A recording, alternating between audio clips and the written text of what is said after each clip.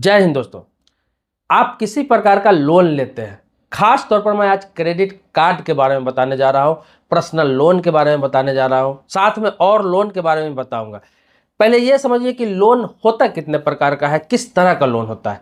देखिए, लोन तो अलग अलग तरह का होता है, जैसे हाउसिंग लोन हो गया, पर्सनल लोन हो गया, ग्रुप लोन हो गया, क्रेडिट कार्ड लोन हो गया, कार लोन हो गया। इस तरह के लोन बहुत सारे होते हैं, लेकिन लोन के प्रकार जो होते हैं वो दो होते हैं, secured loan, unsecured loan. Secured loan कौन सा होता है? सिक्योर्ड लोन वो होता है जिसमें आपका बैंक के पास कुछ जमा होता है, मतलब गिरवी होता है।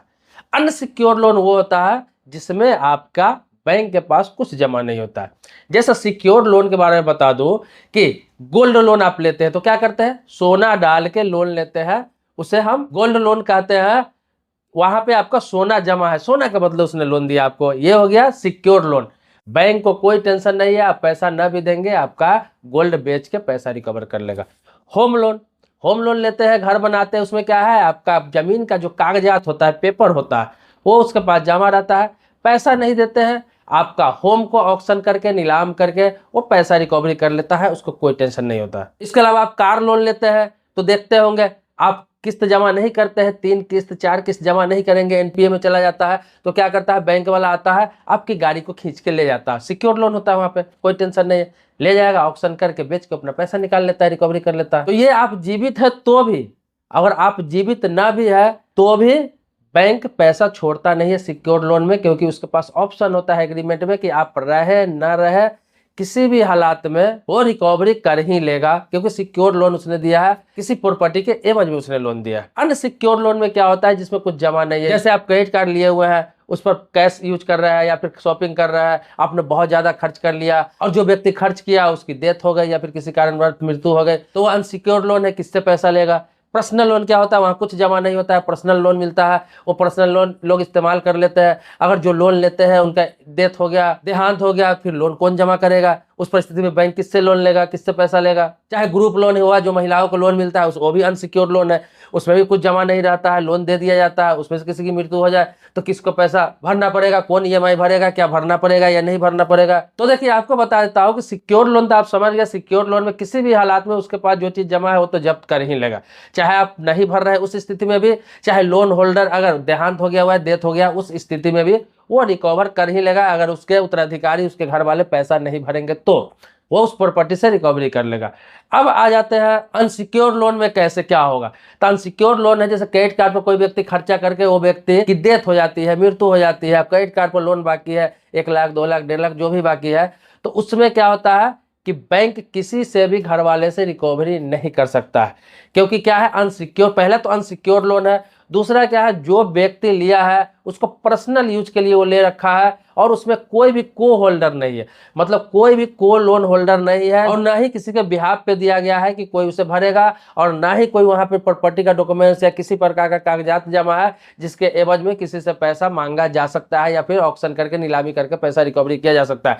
तो यहाँ नियम है कि उस लोन को बंद कर दिया जाता है। अगर बैंक को पता चल जाए, वहां अगर मृत्यु प्रमाण पत्र जमा कर दिया जाए उसकी फैमिली की तरफ से, नॉमिनी की तरफ से, तो वो क्या है कि उसको क्लोज कर देते हैं, और किसी प्रकार से जोर जबरदस्ती करके या कानूनी कार्रवाई करके उसके घर वालों से ये पैसा रिकवरी नहीं कर सकते हैं। हालांकि वो लोग प्रयास करते हैं कि घर वाले पैसा जमा कर दें, लेकिन घर वाले की जिम्मेदारी नहीं है, वो किसी भी हालात में पैसा नहीं दे सकते हैं, और बैंक इसके लिए प्रेशर भी नहीं करता है, प्रेशर कर भी नहीं सकता है, उसको क्लोज करना ही पड़ता है, वो क्लोज कर देता है। क्योंकि जितने भी ज्यादातर अनसिक्योर्ड लोन होते हैं उसमें साथ में इंश्योरेंस भी रहता है कि लोन होल्डर की मृत्यु होने के बाद उससे किसी प्रकार की ईएमआई नहीं ली जाएगी, इसका वहन इंश्योरेंस कंपनी कर देता है। इसमें उसके घर वाले की कोई रोल नहीं होता है, वो बैंक समझता है और इंश्योरेंस कंपनी समझता है। तो वो जो अनसिक्योर्ड लोन होता है, खुद लोन देते समय वो ऑलरेडी वहां पे इंश्योर्ड होता है। इसी प्रकार से ग्रुप लोन भी होता है। ग्रुप लोन जो लेते हैं, महिलाएं लेती है, उसमें भी किसी प्रकार का कुछ जमा नहीं होता है।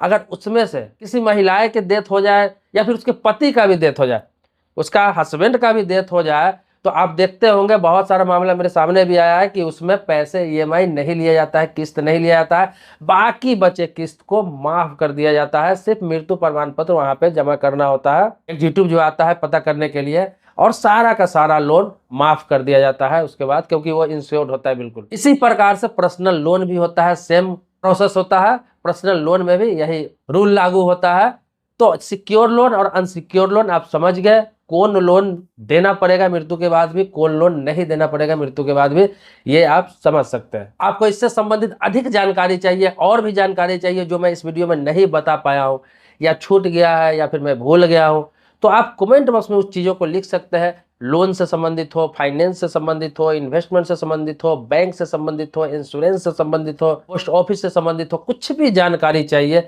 आप कमेंट बॉक्स में अपनी बात रखें।